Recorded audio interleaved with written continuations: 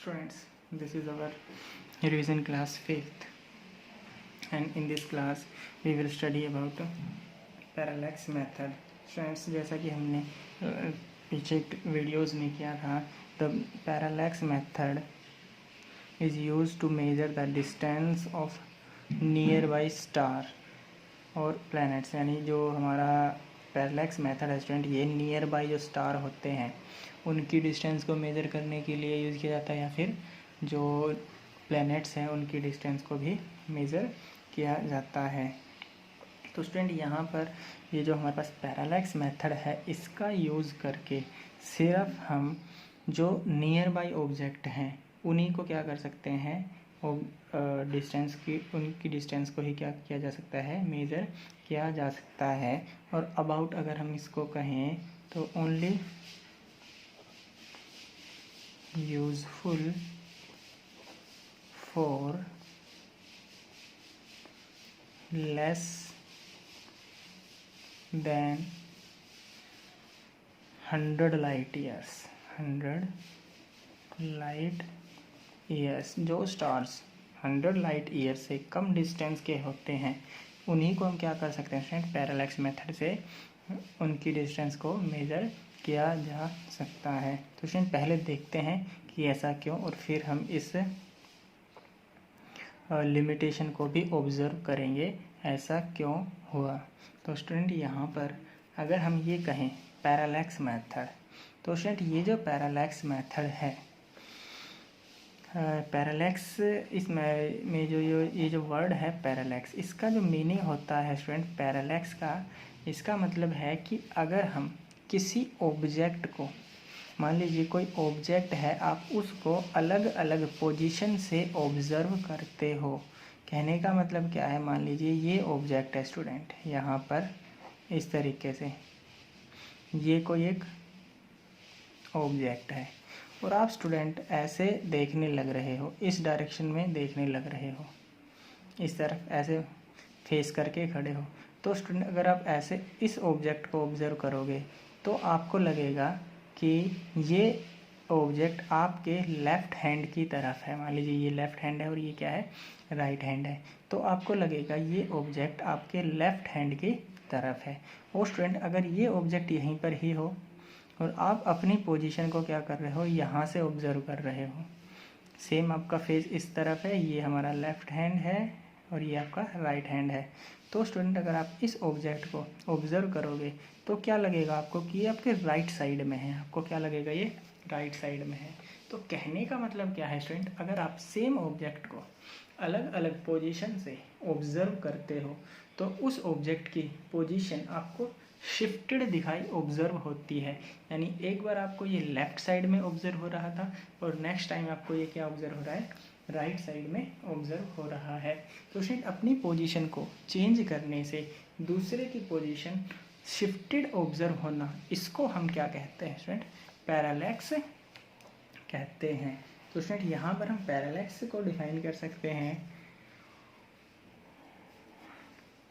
Parallax is the apparent shift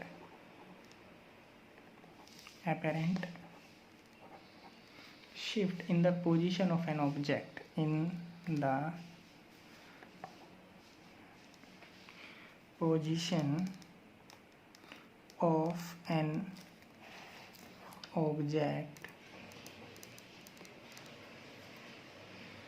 with respect to another, with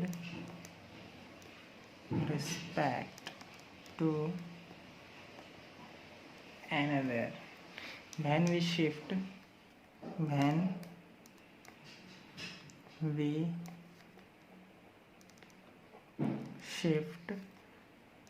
our eye, ऐसा लिख सकते हैं, our eye लिख सकते हैं, our eye sideways, या फिर स्टूडेंट हम इसको कह सकते हैं when we shift our observation point,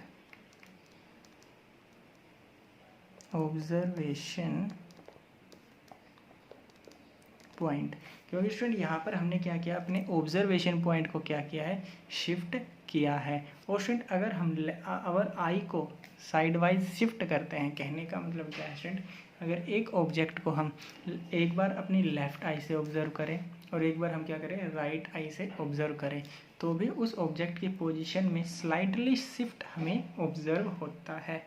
तो इस स्लाइटली शिफ्ट को ही हम क्या कहते हैं स्टूडेंट, पैरेलैक्स कहते हैं। तो इस पैरेलैक्स मेथड का यूज़ करके हमें क्या करना है, यहाँ पर किसी नियर बाई स्टार की पोजीशन को मेज़र करना है, डिस्टेंस को मेज़र करना है। तो स्टूडेंट इसको हम किस तरीके से कर सकते हैं,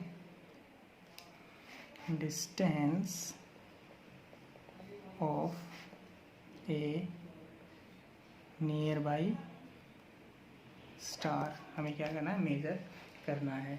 तो स्टूडेंट मान लीजिए हमारे पास क्या है, ये इस तरीके से मान लीजिए ये सन है और सन के चारों तरफ हमारी अर्थ ऐसे क्या करती है स्टूडेंट, रिवॉल्व करती है। ये हमारी क्या है स्टूडेंट, अर्थ है, एक यहाँ पर अर्थ है। और आफ्टर 6 मंथ स्टूडेंट हमें पता है हमारी जो अर्थ होगी कहाँ पर पहुँच जाएगी, इस पोजीशन पर पहुँच जाएगी। ठीक है, तो स्टूडेंट यहाँ पर देखिए हमें क्या करना है, इस सिस्टम के अकॉर्डिंग एक बार इस पॉइंट से ऑब्जर्व करना है, एक बार इस पॉइंट से ऑब्जर्व करना है। तो हम क्या करेंगे स्टूडेंट, मान लीजिए कोई यहाँ पर हमारे पास क्या है, स्टार है, नियर बाई स्टार है कोई एन, यहाँ से एक मान लीजिए हमने क्या एक इमेजिनरी परपेंडिकुलर ड्रॉ किया और एक बार हम यहाँ से ऑब्जर्व करेंगे स्टूडेंट और एक बार हम क्या करेंगे, यहाँ से ऑब्जर्व करेंगे। और एक स्टार हम ऐसा मानते हैं, ऑब्जर्व करना है हमें, जो इस स्टार से बहुत ही ज़्यादा डिस्टेंस पर हो। कहने का मतलब क्या है स्टूडेंट, एक मान लीजिए ये नियर बाई स्टार है तो इसके पीछे बहुत से ऐसे स्टार होंगे जो बहुत ज़्यादा डिस्टेंस पर होंगे। और स्टूडेंट अगर जो स्टार बहुत ज़्यादा डिस्टेंस पर होंगे उनकी पोजीशन हमें शिफ्टेड ऑब्जर्व नहीं होगी। मान लीजिए हमने क्या किया स्टूडेंट, यहाँ पर एक डिस्टेंट स्टार है इस पॉइंट पर और हमने ऑब्जर्व किया जब हम ऐसे अपनी पोजीशन को शिफ्ट कर रहे थे तो ये स्टार हमें कहाँ पे दिखाई दिया, सेम अपने ऊपर वहीं उसी पोजीशन में दिखाई दिया। स्टूडेंट ये ऐसा इसलिए होगा, देखो नियर बाई ऑब्जेक्ट हमें शिफ्टेड दिखाई देगा लेकिन जो बहुत ज़्यादा डिस्टेंस पर ऑब्जेक्ट है वो हमें शिफ्टेड नहीं दिखाई देता है। स्टूडेंट आप इसको ऐसे समझ सकते हो, मान लीजिए स्टूडेंट आप किसी ट्रेन में बैठे हो और ट्रेन आगे चलने लग रही है। ठीक है, मान लीजिए क्या है स्टूडेंट, आप इस तरीके से हमारे पास क्या है एग्जांपल के थ्रू समझ सकते हैं। मान लीजिए कि हमारे पास रेलवे ट्रैक है, ये हमारे पास क्या है, आप यहाँ पर बैठे हुए हो, यहाँ पर कोई बहुत सारे क्या है स्टूडेंट, ट्रीज़ हैं, पेड़ हैं। आप इनको ऑब्जर्व करोगे स्टूडेंट तो अगर आप आगे जाओगे तो ये बहुत तेज़ी से पीछे जाते हुए आपको ऑब्जर्व होंगे। और स्टूडेंट अगर कोई ऑब्जेक्ट बहुत नज़दीक है तो वो बहुत तेज़ी से आपको जाता हुआ दिखाई देगा ऑब्जर्व। अगर आप ऐसे जा रहे हो तो पीछे की तरफ जो ऑब्जेक्ट नज़दीक होगा ये बहुत तेज़ी से पीछे जाता हुआ दिखाई देगा, जो दूर है वो स्लो मूव करता हुआ दिखाई देगा। और स्टूडेंट अगर कोई ऑब्जेक्ट बहुत ही दूर है तो वो हमें क्या दिखाई देगा, बहुत ही स्लोली ऐसे पीछे चलता हुआ ऑब्जर्व होगा। या फिर हम कह सकते हैं अगर बहुत ही ज़्यादा डिस्टेंस पर है, अगर मान लीजिए हम ये कहें कि हम एक किसी ट्री को ऑब्जर्व कर रहे हैं, जब हम ऐसे चलने लग रहे हैं तो ट्री तो हमें ऐसे पीछे जाते हुए दिखाई दे रहे हैं, क्यों, क्योंकि वो नज़दीक है। लेकिन स्टूडेंट उसी टाइम पर अगर आप मान लीजिए सन को ऑब्जर्व कर रहे हो, क्या कर रहे हो, सन को ऑब्जर्व कर रहे हो, तो स्टूडेंट आपको ऐसा लगेगा जैसे कि ये हमारे साथ साथ ही आगे मूव करने लग रहा है, इसकी पोजीशन चेंज ही नहीं हो रही है। तो स्टूडेंट इसका मतलब ये हुआ जो ऑब्जेक्ट बहुत ही ज़्यादा डिस्टेंस पर हैं उसकी पोजीशन शिफ्टेड नहीं दिखाई देगी और जो नज़दीक हैं उसकी पोजीशन बहुत ज़्यादा शिफ्टेड हमें ऑब्जर्व होगी।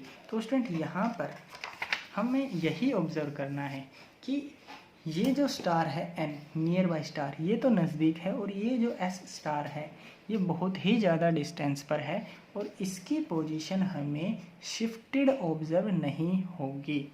तो स्टूडेंट यहाँ पर अब देखो हमने क्या किया, ये स्टार बहुत ज़्यादा डिस्टेंस पर ऑब्जर्व किए जिसकी पोजीशन 6 मंथ के बाद भी हमें शिफ्टेड ऑब्जर्व नहीं हो रही। और ये क्या है, हमारे पास ऐसा स्टार है जिसकी पोजीशन शिफ्टेड ऑब्जर्व होती है। तो स्टूडेंट यहाँ पर देखिए हमने एक बात कही थी कि only useful for less than 100 light years, मतलब जिनकी डिस्टेंस कम होंगी वही क्या हो सकते हैं स्टूडेंट, यहाँ पर ऑब्जर्व हो पाएंगे।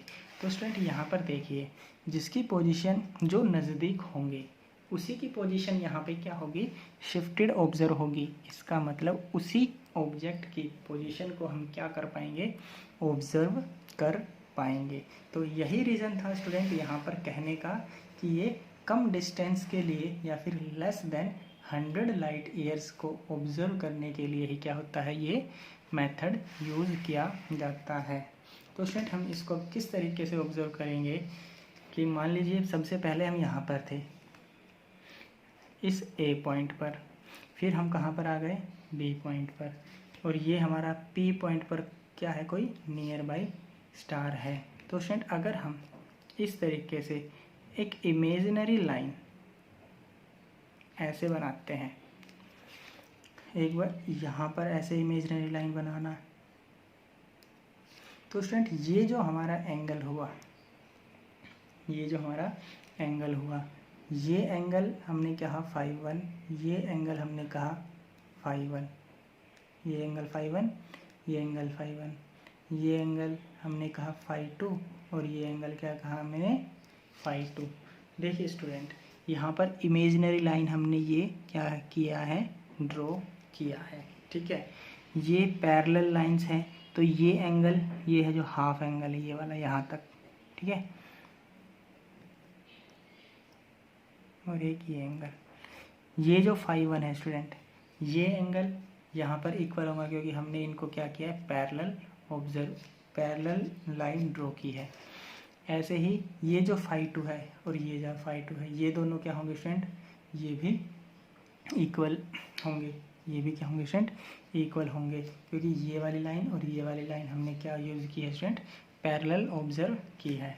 तो स्टूडेंट अगर हम देखिए ये जो φ1 और φ2 एंगल है ये बन रहे हैं एंगल इस स्टार के ऊपर, यानी इस पॉइंट पी पॉइंट पर ये एंगल बन रहा है।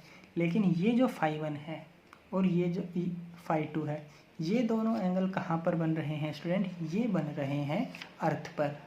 ये φ1 एंगल और ये φ1 एंगल कहाँ पर बन रहे हैं स्टूडेंट, अर्थ पर बन रहे हैं। तो हम इन φ1 और φ2 को क्या कर सकते हैं स्टूडेंट, आसानी से कैलकुलेट कर सकते हैं बाय यूजिंग सम इंस्ट्रूमेंट्स। तो जो एंगल अर्थ पर बनेंगे उनको हम क्या कर सकते हैं, यहाँ पर ऑब्जर्व कर सकते हैं, आसानी से मेज़र कर सकते हैं। तो स्टूडेंट्स यहाँ पर कह सकते हैं बाय मेजरिंग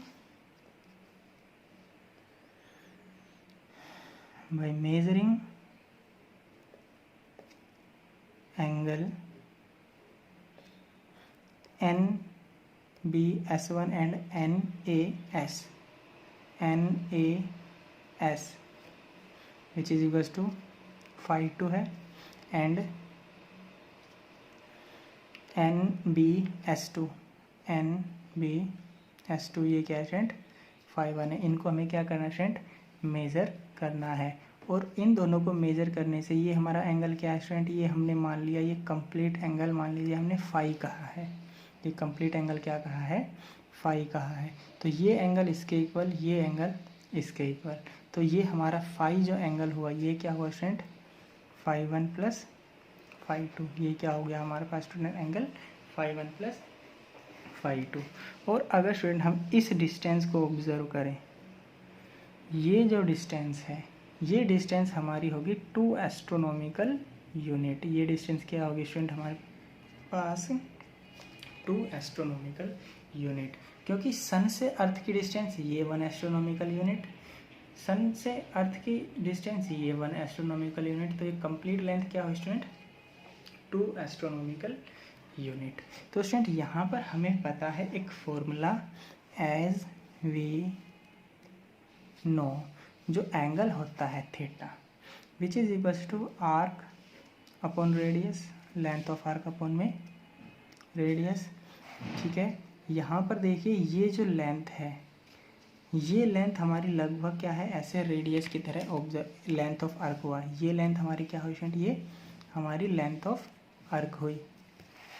ये हमारा एंगल हुआ फाई, और ये हमारी क्या हो गई, ये रेडियस हुई। ये हमारी क्या हो गई स्टूडेंट, ये रेडियस। मान लीजिए हमने कहा ये एक्स, क्या है ये एक्स। यहाँ पर एक्स क्या है स्टूडेंट, एक्स है distance of star from earth, from earth, जो कि हमें क्या करना है स्टूडेंट, मेजर करना है। तो देखो यहाँ पे थीटा क्या है, यहाँ पर जो हमने थीटा एंगल यूज़ किया है वो किसके इक्वल है, फाई के इक्वल है। और फाई क्या है स्टूडेंट, यहाँ पर फाई 1 प्लस फाई 2, जो कि अर्थ पर एंगल बनेंगे। तो हम यहाँ पर इसकी जगह लिख सकते हैं phi 1 plus phi 2। Length of arc हुआ 2 एस्ट्रोनॉमिकल यूनिट ये, एंड रेडियस क्या है स्टूडेंट, एक्स, जो हमें फाइंड आउट करना है। तो स्टूडेंट यहाँ पर हम 2AU फाई 1 प्लस फाई 2 इस फॉर्मूले का यूज़ करके x को क्या कर सकते हैं, फाइंड आउट कर सकते हैं। जैसा कि स्टूडेंट हमें पता है 1 एस्ट्रोनॉमिकल यूनिट जो होता है ये नियरली होता है 1.5 इंटू 10⁻11 मीटर। और फाई 1 फाई 2 एक्सपेरिमेंटल डाटा से हमें यहाँ पर मिलेगा, उनको यहाँ पर पुट करेंगे तो x की वैल्यू हमें मिल जाएगी। तो स्टूडेंट ये हमारे पास तरीका है पैरेलैक्स मेथड का यूज़ करके किसी नियर बाय स्टार की पोजीशन को फाइंड करने के लिए। तो स्टूडेंट ये हमारे पास क्या, पैरेलैक्स मेथड।